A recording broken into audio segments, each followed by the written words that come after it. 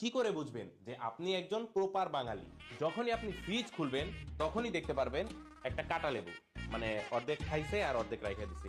এই অর্ধেক কবে কে কখন খাবে তার কোনো গ্যারান্টি নাই, বাট এটা স্টিল ফ্রিজে থাকবেই। যদি আপনি আপনার বেডের তোষকটা উল্টান তাহলে দেখতে পাবেন এখানে অজস্র শপিং ব্যাগ রাখা থাকবে। আপনার ঘরে যত বড় আলমারি থাকুক না কেন, চেয়ারের উপর এভাবে জামা কাপড় রাখা হবেই। আপনাকে অলওয়েজ খেতে দেওয়া হবে মেলামাইনের প্লেটে, বাট লুক, এইখানে কিন্তু কাচের প্লেট আর কাচের জিনিসের অভাব নাই। এগুলাতে কে কবে কখন খাবে তার কোনো গ্যারান্টিও নাই। আপনার ঘরে যত দামি আর ভালো পাপোশই থাকুক না কেন, এরকম একটা পাপোশ থাকবেই।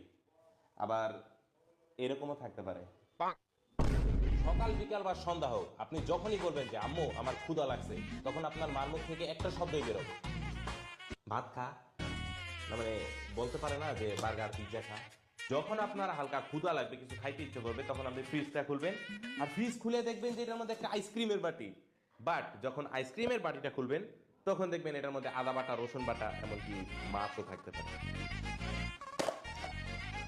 ধরুন আপনার বাসায় কোনো অনুষ্ঠান হয়েছে বা কোনো অ্যারেঞ্জমেন্টের জন্য সাজানো হয়েছে, তখন ওটা যদি একদিনের জন্য সাজানো হয়, মাসের পর মাস ওটা এভাবেই পড়ে থাকে, মানে এই সাজানোটা চলবে না।